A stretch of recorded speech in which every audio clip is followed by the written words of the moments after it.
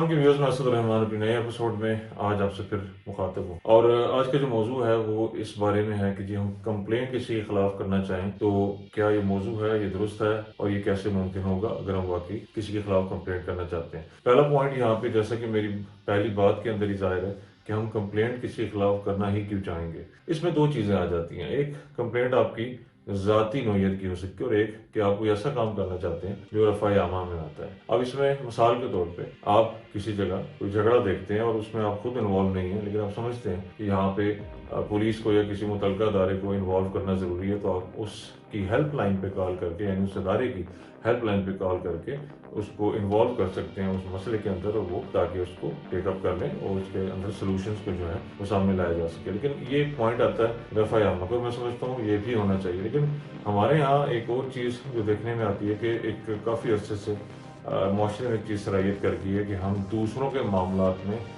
दखल नहीं देना चाहते उस वक़्त जब हमें वाकई उसमें दखल अंदाजी करनी चाहिए मुनासिब तरीके से।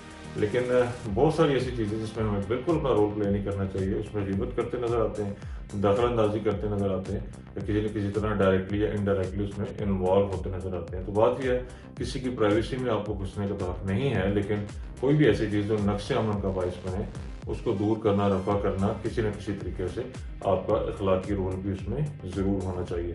तो बात वही आ जाती है, कहीं पे आप कोई प्रॉब्लम देखते हैं तो आपका काम है कि हेल्पलाइन पे कॉल करके मुतलका अदारे को मुतला करके उस चीज़ का सदुपयोग किया जाए। इसके अंदर बहुत सी बातें हो सकती हैं, जिस तरह मैंने बताया कि किसी जगह आप कोई झगड़ा देखते हैं, या किसी जगह कोई गंदगी देखते हैं, किसी जगह आप कोई वायलेशन देखते हैं, किसी भी किस्म की गैर कानूनी सरगर्मी देखते हैं, तो मुतलका अदारे को, जिसमें लोकल पुलिस सर फहरिस्त है, यानी 15 पे कॉल करके उन्हें इन्वॉल्व कर सकते हैं। अब पॉइंट ये है कि सफ़र के दौरान आप क्या करेंगे। सफ़र के दौरान जो भी पुलिस अदारा, चाहे हाईवेज एंड मोटरवेज पे मोटर पुलिस है या किसी ऐसी जगह जहाँ पे आप जानते हैं कि 15 तो पूरे पाकिस्तान में हर जगह फ़ाल है, तो वहाँ पे कोई आपको प्रॉब्लम होता है और उसकी नौयत आप समझते हैं, तो फिर आप उस मुतलका हेल्पलाइन पे कॉल करके आप वो प्रॉब्लम इंडिकेट कर सकते हैं, बता सकते हैं, ताकि वो वक्त आके उसका कोई सदुपयोग कर सकें। और इसी तरह जैसा मैंने शुरू में बताया कि अगर आपको कोई ज़ाती प्रॉब्लम है, अब ज़ाती ग्रज तो पालना दुरुस्त नहीं है, लेकिन अगर आपको लगता है कि कहीं आपकी ज़ाती जेलादारी हुई है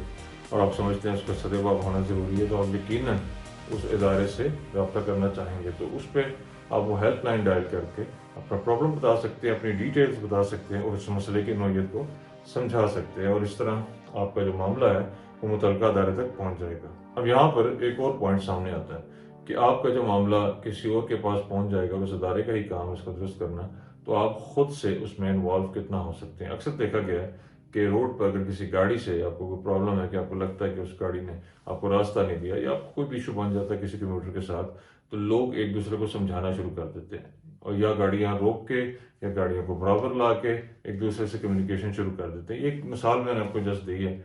तो कभी भी आप किसी मसले में कानून को जब अपने हाथ में लेते हैं, तो एक गलती के ऊपर दूसरी गलती करते हैं, तो there is always two to make 12। दो लोग आपस में लड़ेंगे तो लड़ाई होगी।